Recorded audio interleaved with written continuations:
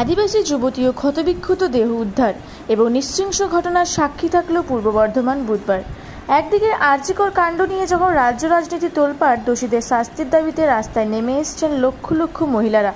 এমতো পরিস্থিতিতে পূর্ব বর্ধমানে ঘটে গেল এক নৃশংস ঘটনা। এক তরুণীর গলা কাটা দেহ উদ্ধার ঘিরে চাঞ্চল্য ছড়ালো শক্তিগড়ের নাদুর ঝাপানতলা আদিবাসী পাড়া এলাকায়। বুধবার রাত্রে শক্তিনগর থানার পুলিশ ও বর্ধমান থানার পুলিশ ঘটনার খবর পেয়ে ঘটনাস্থলে পৌঁছায়। মৃত তরুণীর বাড়ির পাশেই নিজেদের জমির মাঠে গলা কাটা দেহ উদ্ধার হয়। মৃতার নাম প্রিয়াঙ্কা হাসদা, বয়স আনুমানিক 25 বছর। ঘটনাস্থলে এসে পরিদর্শন করেন অতিরিক্ত পুলিশ সুপার অর্ক ব্যানার্জি। পুলিশ সূত্রে জানা গিয়েছে, নাদুর গ্রামের বাড়ি মেয়েটির। তার বাবা সুকান্ত হাসদা জানান, তার এলাকায় একটি টেলারিংয়ের দোকান রয়েছে। মেয়েটি ব্যাঙ্গালোর একটি শপিং মলে সেলসের কাজ করত। 12ই আগস্ট সোমবার সে বাড়ি ফিরে এসেছে। পরিবার সূত্রে আরও জানা যায়, সে পরিবারের লোককে বলে বুধবার সন্ধ্যা নাগাদ সে গিয়েছিল প্রকৃতির ডাকে বাথরুমে। তারপর দীর্ঘক্ষণ সে না আসায় বাথরুমে তার মা খোঁজ করতে গিয়ে দেখে সে বাথরুমে নেই। তারপরে খোঁজাখুঁজি করতে করতে জমির মধ্যে গিয়ে দেখে রক্তাক্ত অবস্থায় গলায় নলি কাটা অবস্থায় পড়ে রয়েছে। তারপরই ঘটনায় চাঞ্চল্য ছড়ায়। অতিরিক্ত পুলিশ সুপার অর্ক ব্যানার্জি জানান, প্রাথমিক তদন্ত করছি, পরবর্তীকালে সব কিছু জানাবো।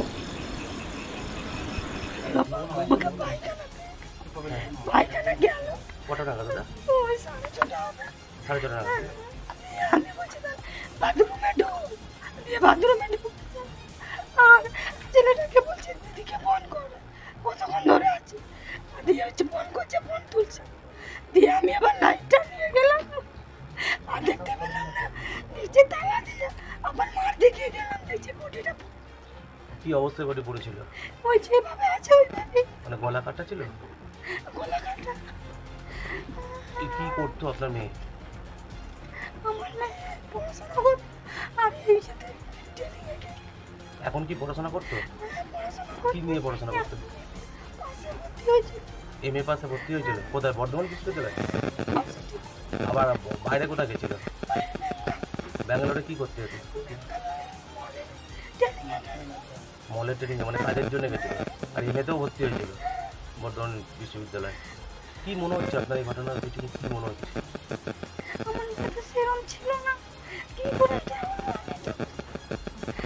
ফোন করে দিয়েছিল কেন? কি জন্য? কিছু কারণ?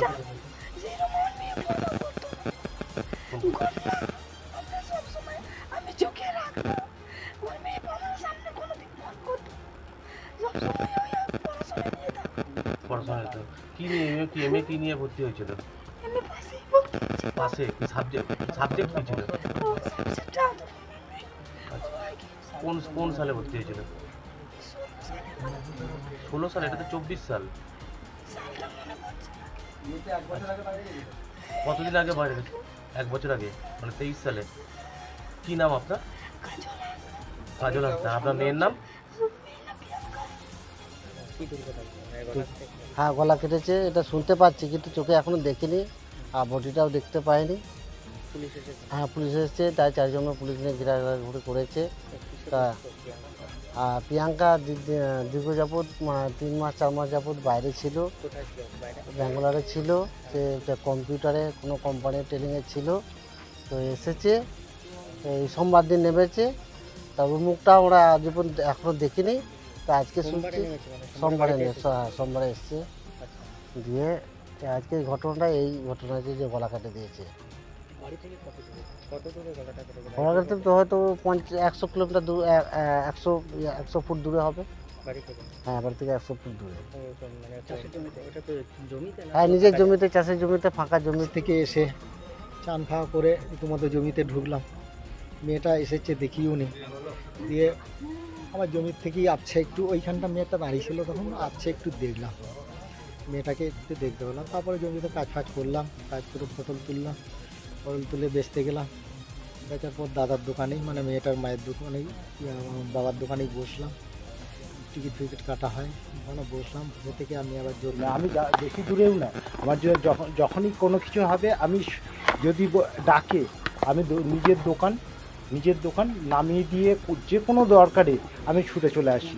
এবং আজকেও ইয়ে হয়েছে কি, আমি দোকানে আছি, ছেলের শরীর খারাপ, জ্বর, ও বলে যে আমি ডাক্তারখানা যাব, তাহলে ওইখান দিয়েই আর কি যাবে, সে পয়সা নিল।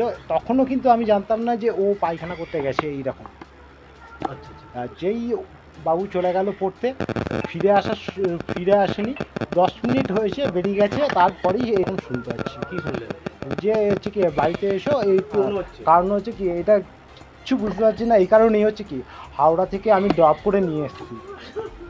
তো এই যে এই ঘটনা ঘটলো, এটা কি মনে হচ্ছে ফোন করেছে?